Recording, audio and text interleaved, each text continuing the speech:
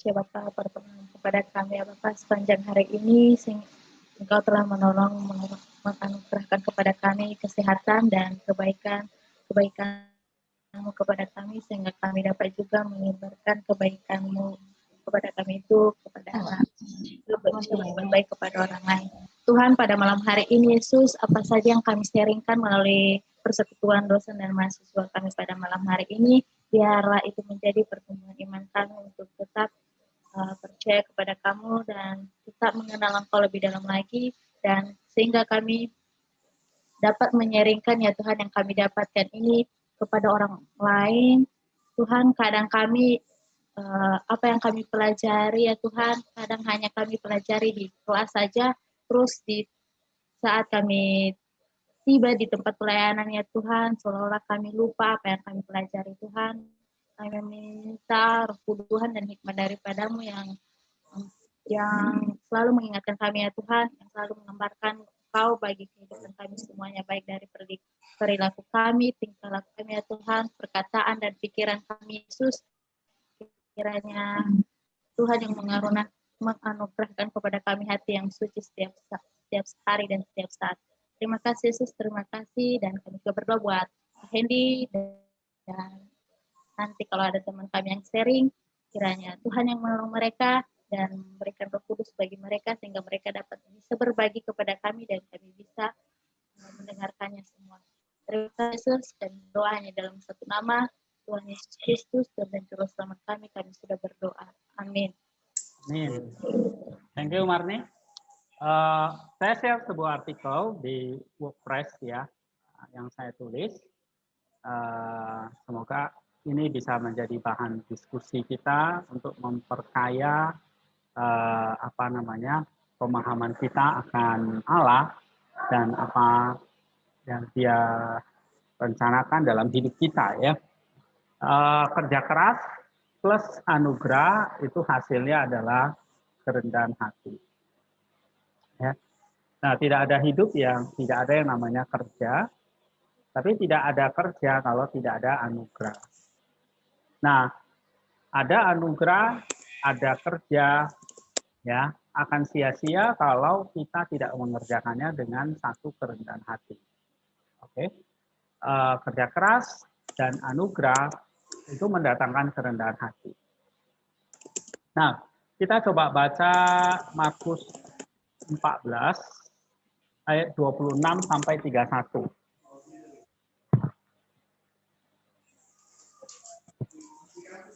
Markus 14 ayat 26 sampai 31 ya. Saya bacakan aja.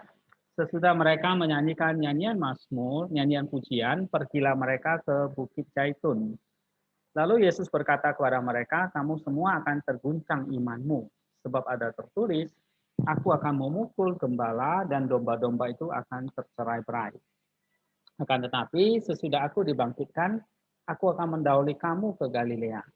Kata Petrus kepadanya, biarpun mereka semua terguncang imannya, aku tidak.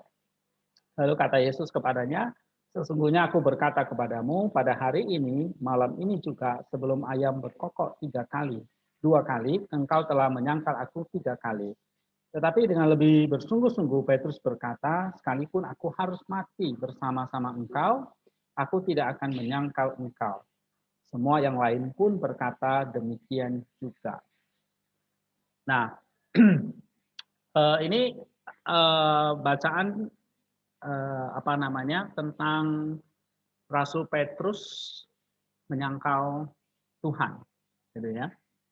Nah, Rasul Petrus antusias sekali ya bahwa dia tidak akan menyangkal Tuhan. Ya kan kalau kita baca di ayat 31, sekalipun aku harus mati bersama engkau, aku tidak akan menyangkal engkau. Nah, ini adalah antusias bahwa sang rasul ini dia tidak mungkin akan menyangkal Tuhan. Ya. Tetapi kenyataannya pada waktu momen Yesus disalibkan, ya, Yesus mengatakan sebelum ayam berkokok 2 kali, engkau telah menyangkal aku 3 kali. Nah, jadi pada momen Yesus disalibkan, apa yang diucapkan oleh Yesus itu terjadi. Ya, Petrus takut dan menyangkal Tuhan sebanyak 3 kali. Salah satu bapak gereja ya yang bernama Theophilak dari Outreach ya tahun 1107, dia mengatakan gini tentang ayat ini ya. Dengan keyakinan yang besar, Petrus ya berjanji gitu ya bahwa dia tidak akan menyangkal. Gitu. Tetapi Kristus mengatakan dia akan menyangkal. Ya. Dan apa yang dimiliki oleh Rasul Petrus saat itu adalah satu confidence ya, satu keyakinan dirinya akan Allah dan juga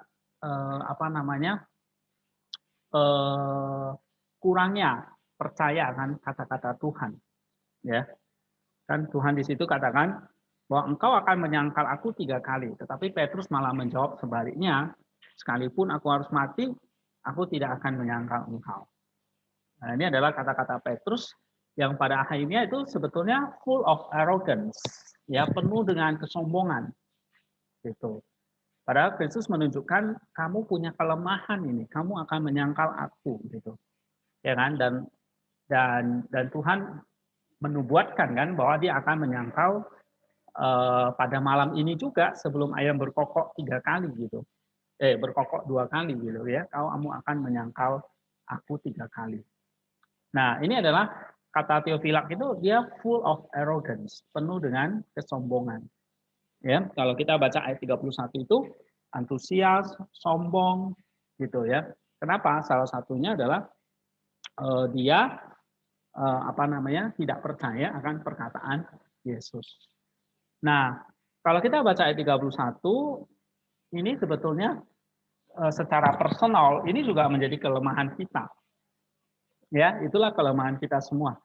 Nah, kalau kemarin kita baca Bible, langkah ke-8 itu kan personal ya. Nah, langkah ke-8 itu juga masuk pada diri kita, itu adalah kelemahan kita.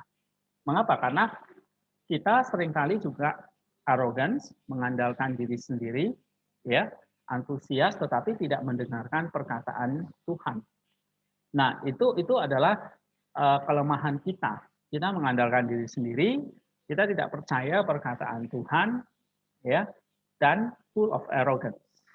Nah, kapan itu akan terkuak, ya, akan terungkap kesombongan dan kelemahan kita pada saat kita ada masuk ke dalam momen seperti Petrus, oke?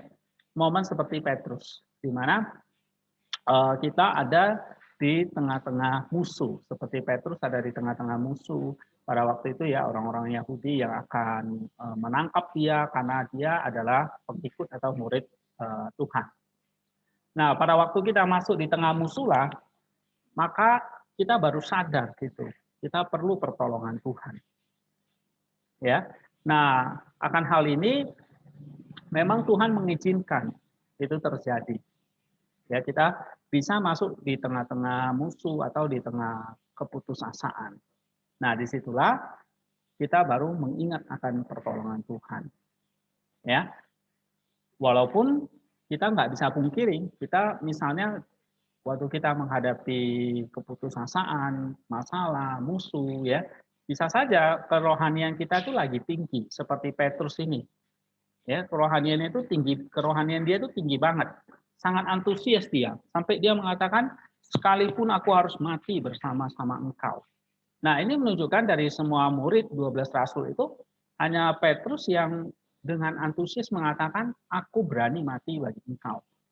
Nah, ini setelah 3 tahun lebih dia ikut Tuhan, atau mungkin kayak kita setelah berapa tahun kita ikut Tuhan, mungkin kita bisa mengukur tingkat kedisiplinan rohani kita itu tinggi. Ya, tetapi sayangnya adalah kita berjalan sendiri, ya kita sebetulnya tidak bisa mengalahkan musuh kita, baik itu di dalam diri kita maupun di luar dari diri kita. Ya, nah kita nggak bisa kita nggak bisa kendalikan itu musuh-musuh itu, dan pada akhirnya kita sama seperti Petrus ya, kita akan menjadi orang-orang yang kalah karena kita kalah terhadap musuh. Seperti Petrus, dia menyangkal Kristus. Nah, Saint Theophan itu mengatakan kita harus berharap kepada Tuhan, ya. Tetapi jangan berhenti mencoba dan melangkah. Pertolongan dari Tuhan menyatukan upaya kita, ya, sehingga membuat kita itu menjadi kuat. Nah, jika upaya tidak ada, pertolongan Tuhan tidak akan turun kemana-mana. Jadi waktu kita menghadapi tekanan, musuh, dan kegagalan, ya seperti Petrus ini, maka kita masih ada pertolongan. Seperti Petrus, dia meminta pertolongan Tuhan. Lalu Tuhan itu akan turun menolong dia. Tapi sekali lagi, jika kita dipenuhi dengan upaya sendiri, usaha sendiri, dan akibatnya kita sebetulnya nggak butuh pertolongan Tuhan, maka sekali lagi pertolongan Tuhan tidak akan turun. Ya kan? Bagaimana pertolongan Allah itu turun ketika kita sendiri menganggap tidak perlu Tuhan. Suara saya masih jelas ya? Oke. Jelas kok, jelas. Ya. Bagaimana pertolongan Tuhan itu akan turun kalau kita menganggap itu tidak perlu dalam kesombongan kita gitu ya. Nah, oleh sebab itu pertolongan Tuhan itu hanya bisa diterima oleh kerendahan hati.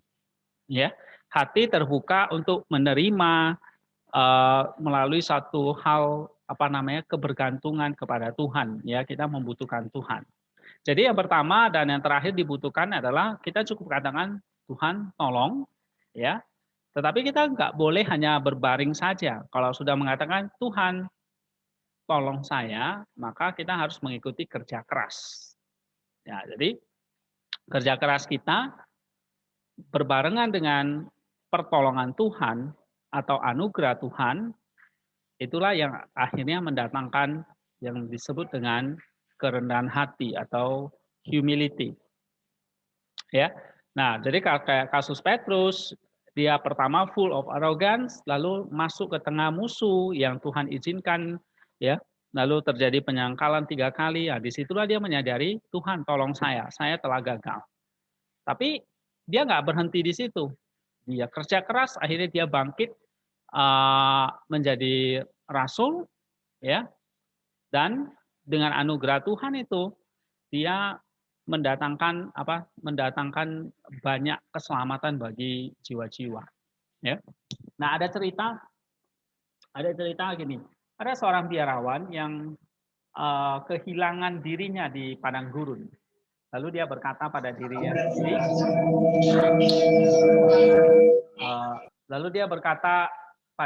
sendiri, aku telah menjaga diriku sendiri dengan benar dan aku memiliki semua kebajikan. Ya. Dan dia berdoa kepada Tuhan begini, jika aku kekurangan apapun, tunjukkan kepadaku bagaimana saya dapat melakukannya. Jadi ini ada seorang biarawan yang sombong gitu ya, dia katakan aku sudah menjaga diriku sendiri dan aku memiliki semua kebajikan. Tapi kalau ada pun kekurangan, tolong tunjukkan apa kekurangan saya, kira-kira gitu ya. Lalu Allah ingin merendahkan pikirannya, berkata kepadanya gini, kamu pergi ke sebuah biara, lalu temui kepala biara di sana, dan apapun yang dia perintahkan kepadamu, lakukan itu.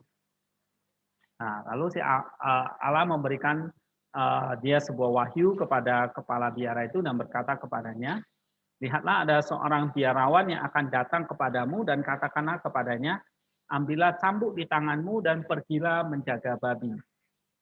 Lalu biarawan itu pun datang kepada kepala biara itu dan kepala biaranya itu menuruti apa kata biarawan itu. Nah, biarawan itu pun akhirnya apa? Jaga babi. Gitu. Ya, dia menggembalakan babi, lalu dia ditemui oleh salah seorang biarawan di sana berkata, loh kok kamu biarawan yang hebat, tiba-tiba kok jaga babi di sini. Gitu ya. Nah, akhirnya dari sinilah dia belajar bahwa Allah tuh melihat kerendahan hatinya dan mendengar ya, dan dia menanggung celaan manusia. Tapi Allah membebaskan dia sehingga dia bisa kembali ke tempat dia sebelumnya. Nah, ini salah satu contoh ya cerita Bapak Padang Gurun. Kemudian ada biarawan tua lain yang berkata, jika seseorang telah memberikan pekerjaan kepada seorang saudara untuk dilakukan, dia harus melakukan perintah itu dalam takut akan Allah dan dalam kerendahan hati. Karena dia yang demi Allah meletakkan ya beberapa pekerjaan pada seorang saudara, membuat saudara itu menyerahkan dirinya ke dalamnya. Dan saudara yang satu harus melakukan apa yang telah saudara lain taruh padanya.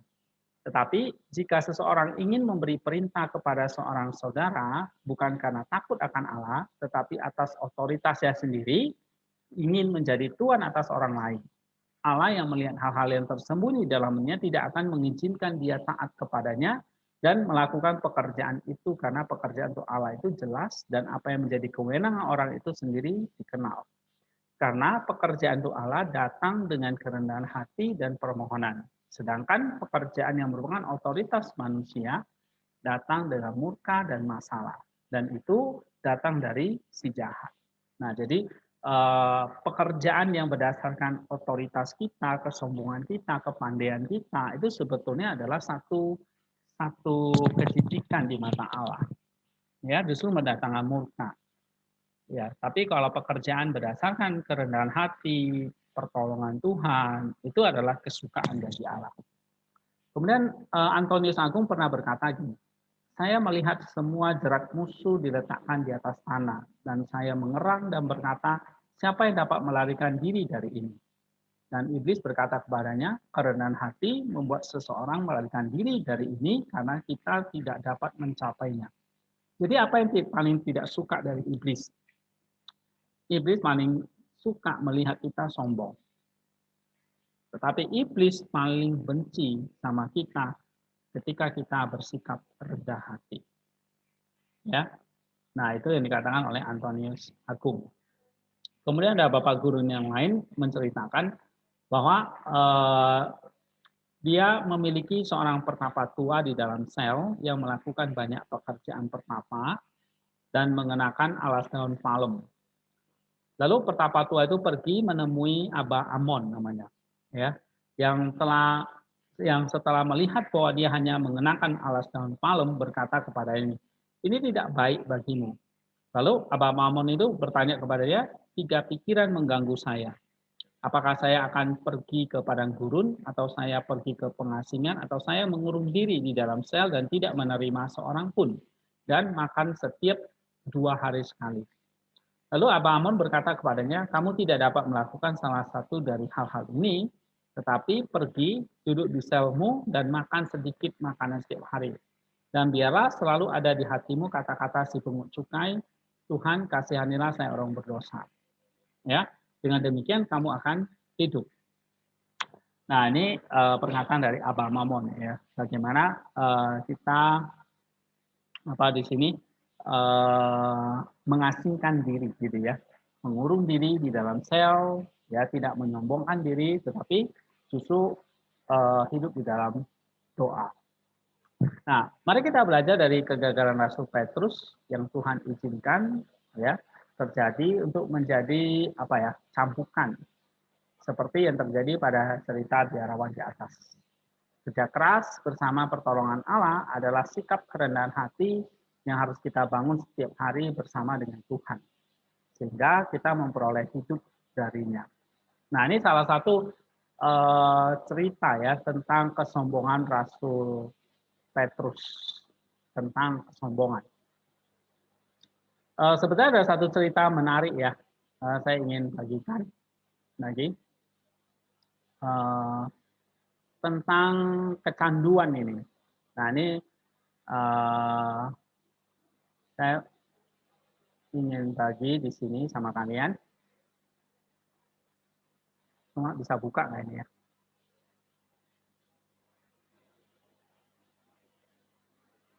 Oke, ini bisa ya.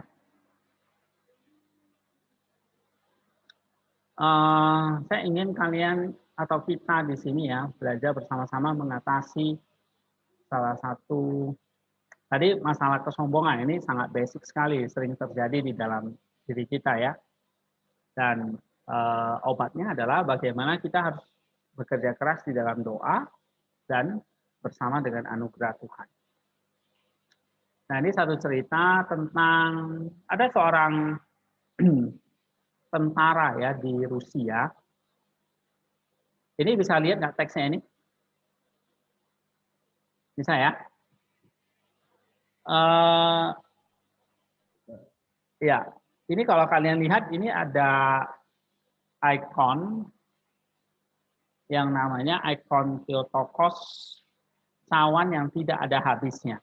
Lihat cawan nggak? Di sini lihat cawannya, ini ya. Ini cawannya, ini Theotokos, lalu di dalam cawan ini ada Kristus. Oke. Nah, apa makna dari cawan ini ya? Dengan dikatakan cawan yang tidak ada habisnya. Di dalamnya ada bayi Kristus. Ya, ini bundanya yaitu Theotokos, ya Maria. Nah, ini ada ceritanya Saudara tentang salah satu ya masalah hidup kita juga ya. Ini ikon ini diceritakan itu di Rusia pada tahun 1878 ya 1878. Nah, waktu itu ada seorang pensiunan tentara dari daerah yang namanya Tula. Dia menghabiskan uang pensiunnya itu dengan alkohol. Artinya suka mabuk-mabukan gitu ya. Merusak kesehatannya. Ya, walaupun dia nggak bisa jalan lagi, dia terus minum dan minum sampai mabuk, sampai teler gitu ya. Nah, lalu satu malam tentara ini bermimpi gitu ya. Dia bermimpi ada seorang penatua yang bernama Barlam dari Serpukov. Nah, ini adalah seorang elder atau seorang pemimpin gereja yang suci, itu menampakkan diri dan menyuruh dia pergi ke sebuah biara yang bernama ini. Biara, nama biaranya adalah maksudnya Bunda Allah yang teramat kudus ke bait Allah. Yaitu yang terletak di Serpukov. Nah, dalam mimpinya itu penatua Barlam ini suruh dia pergi ke biara itu. Nah, lalu dia katakan, kamu berdoa ya, istilah bahasa Rusianya itu moleben. Kamu berdoa moleben di hadapan ikon awan yang tidak ada habisnya, ya. Tapi karena tentara ini tidak ada uang, maka dia nggak bisa pergi ke sana gitu, ya. Lalu dia pun mengabaikan mimpinya gitu. Tapi mimpinya itu muncul lagi untuk yang kedua kali, ketiga kalinya ya berbicara yang sama, suruh dia pergi berdoa di biara Bunda Allah yang teramat kudus itu. Nah, akhirnya dia pun pergi gitu ya. Nah, tapi sambil merangkak dan merangkak ya, akhirnya pensiun tentara itu mencapai desa berikutnya dan tinggal di rumah seorang wanita tua. Lalu wanita itu pun mengusap kakinya dan dia mulai merasa lebih baik ya. Keesokan harinya dia melanjutkan perjalanan dengan 2 tongkat, lalu dengan 1 tongkat sampai akhirnya dia tiba di biara itu. Nah, lalu dia ceritakan mimpinya itu kepada para biarawan di sana, tapi tidak ada satupun dari mereka yang pernah mendengar tentang ikon cawan yang tidak ada habisnya. Ya. Akhirnya salah satu dari biarawan itu ingat, oh ya ada sebuah ikon di sana. Di sana terus di dalam ikon itu ada tertulis sebuah cawan gitu. Ya, ada sebuah cawan yang dilukiskan.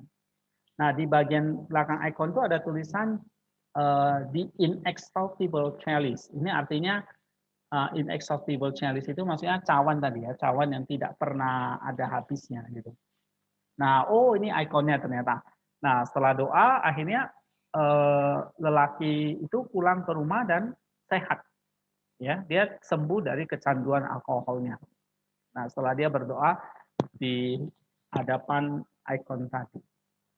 Nah, ini adalah satu keajaiban, ya, sampai berita ini menyebar dan banyak pecandu alkohol dan keluarga mereka datang untuk berdoa di hadapan ikon itu.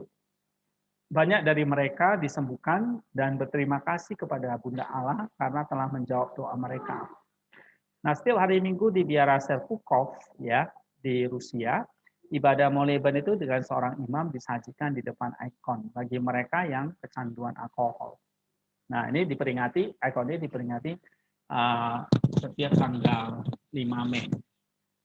Nah, saudara, ya, ini adalah ikon untuk mengobati kecanduan. Sama seperti kecanduan yang tidak pernah puas, ya. Namanya kalau kita kena kecanduan itu tidak pernah puas, inexhaustible. Bisa kecanduan alkohol, kecanduan obat-obatan, kecanduan seks, rokok, dan sebagainya. Apapun lah kecanduan kita, ya. Kecanduan gosip, kecanduan apapun itu. Nah, ini akan membuat kita selalu haus. Lalu kenapa ikonnya ada Kristus di dalam cawan ini? Nah, cawan itu kan untuk minum gitu ya. Tapi yang kita minum itu adalah Kristusnya, karena Kristus ada di dalam. Oke, agak putus ya. Sudah dengar suara saya balik? Oke. Nah, ikon ini menunjukkan bahwa hanya Kristus yang bisa memuaskan dahaga kita gitu ya. Hanya Kristus yang bisa memuaskan akan kehausan kita atau dahaga kita. Oke, ini putus-putus terus ya. Bentar ya. Oke, sehingga Kristus dilukiskan ada di dalam cawan yang akan memuaskan setiap dahaga kita untuk mengatasi kecanduan kita. Ya, kecanduan hanya bisa disembuhkan oleh Kristus melalui permohonan doa kita. Jadi menarik ya. Kamu lihat ada cawan seperti ini, di dalamnya ada Kristus. Nah, fungsi cawan ini kan untuk minum ya. Nah, kalau kecanduan satu sisi itu adalah kehausan yang nggak pernah puas, ya. Kecanduan itu sesuatu yang tidak pernah bisa kita puaskan seperti ya. Sorry, ini putus-putus dulu ya. Seperti kalau kita mabuk akan alkohol, kita nggak pernah puas. Tetapi kalau kita minum dengan cawan Kristus itu akan memuaskan kita. Ya, ini koneksinya kurang stabil ya. Tapi saya kira dua hal yang kita mau diskusikan, yaitu masalah kesombongan dan juga masalah kecanduan kita. Ya, kesombongan diatasi dengan kerendahan hati, kerja keras, anugerah, ya, kecanduan diatasi dengan doa, ya, seperti ikon yang tadi ditunjukkan, ya. Ada ikon yang namanya disebut the exaltable chalice. Nah, saya mendorong kalian yang sedang mengalami kecanduan, ya, yang mengalami kecanduan, yang mengalami apapun lah ya masalah kita, keterikatan pada, lu ambil aja, angkat deh, ya angkat aja.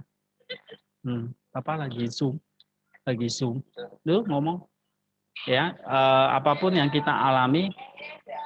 Nah, saya mendorong kalian untuk bisa berdoa, ya.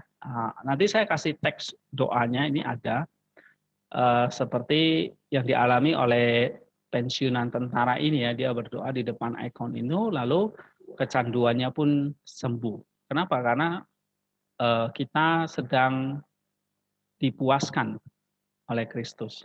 Jadi kalau kecanduan alkohol, kita makin minum, kita nggak akan pernah puas. Tetapi kalau kita minum, yang kita minum ini adalah Kristus, maka itu akan memuaskan kita. Ya, kecanduan rokok, kecanduan seks, kecanduan obat-obatan. Makin kita minum, maka itu nggak akan puas gitu ya.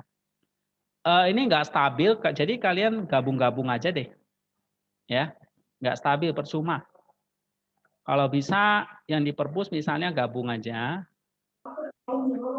Ya, atau yang di ruang lab deh. Yang di ruang lab itu mesti satu atau dua dimatiin. Nggak akan bisa. Akan putus-putus terus. Oke. Sekarang kalian bisa share. Ya. Jadi kalau masalah kayak kecanduan, nah ini doanya itu adalah Kristus tadi, ya. Kalian lihat di sini ya, ada chalice ya, ada cawan di mana di dalamnya ada Kristus. Nah, hanya Kristus yang bisa memuaskan apa namanya dahaga kita. Ada yang kecanduan akan uang, kecanduan akan perempuan atau seks, kecanduan akan obat-obatan. Nah, itu nggak bisa disembuhkan karena kita makin minum, misalnya alkohol itu makin nggak puas. Tapi kalau kita minum Kristus, maka kita akan disembuhkan. Nah, untuk meminum itu kita mesti apa namanya ya kerja keras. Kita mesti anugerah. Kita mesti butuh kerendahan hati. Gitu. Ya. Nah, seperti Petrus dia antusiasnya akhirnya dipenuhi oleh Tuhan. Nih, kamu hadapi musuh. Tapi ternyata dia kalah.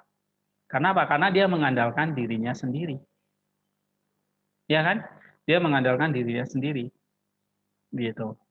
Nah, dia tidak mengandalkan Tuhan. Tapi kalau kita mengandalkan Tuhan dengan berdoa misalnya ya. Ini ada doanya ini ya. Ini ada doanya, nanti saya bagikan, kalian bisa belajar. Belajar doa seperti ini. Ya.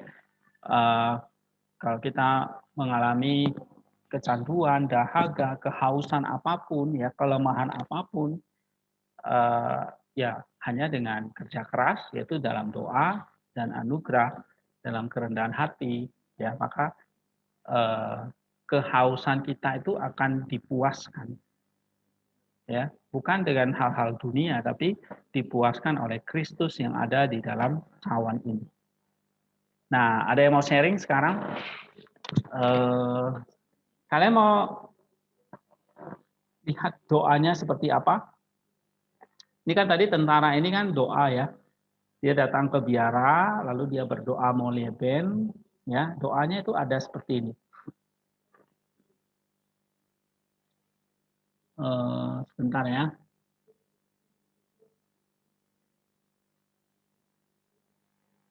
Hmm.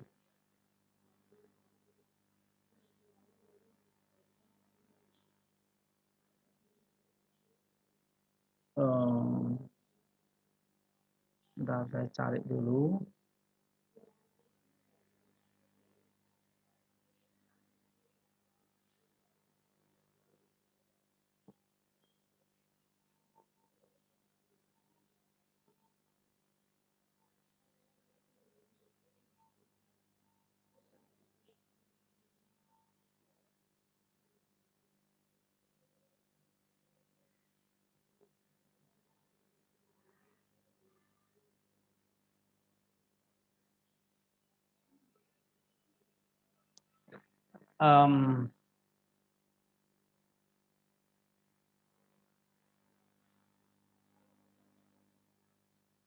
Nah ini doanya ini.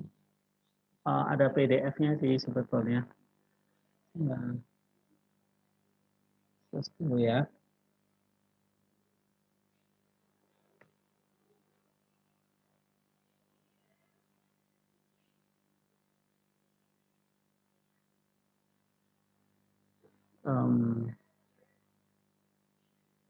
Nanti saya tunjukin ya PDF-nya. Cuma doanya bentuk bahasa Inggris sih.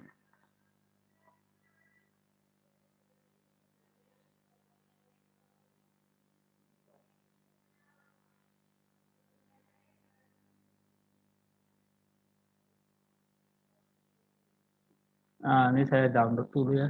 Kemarin saya sudah download, terus nggak tahu kemana ini.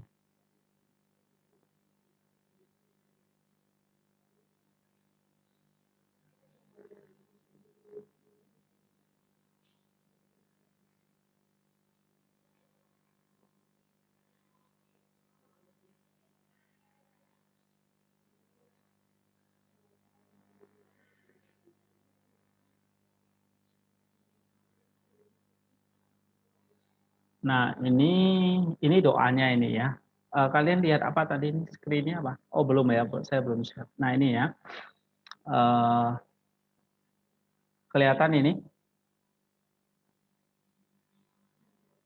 Ya. Ini Akatis to the Theotokos di unexhaustible cup. Nah, ini doanya ini. Doanya di hadapan ikon tadi. Ya. Ikonnya yang ini tadi. Oke. Nah, di depan ikon ini doanya ini dia.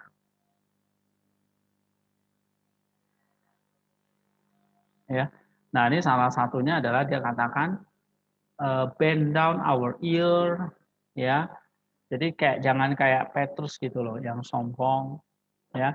Dengarkan, kita meratapi, menangis dosa kita, oke, meminta penyembuhan dari kita yang drunkenness ya, mabuk. Nah, ini mabuk itu kita bisa mabuk itu dalam pengertian ini kecanduan tadi, ya. Katakanlah rejoice of Theotokos, the inexhaustible cup that quenches our spiritual thirst. Jadi adalah chalice ya, atau cawan yang tidak pernah ada habisnya, yang mematikan yang memuaskan lah ya kehausan spiritual kita. Nah, ini doanya. Lalu nanti ada Ekos 1, ya, Kontakion 2, Ekos 2. Ini sebetulnya ini bentuk lagu gitu. Ya, ada lagunya. Akatis namanya ini ya. Gitu. Oke. Nah, itu doanya. Oke, sekarang siapa yang mau sharing ini? Silakan.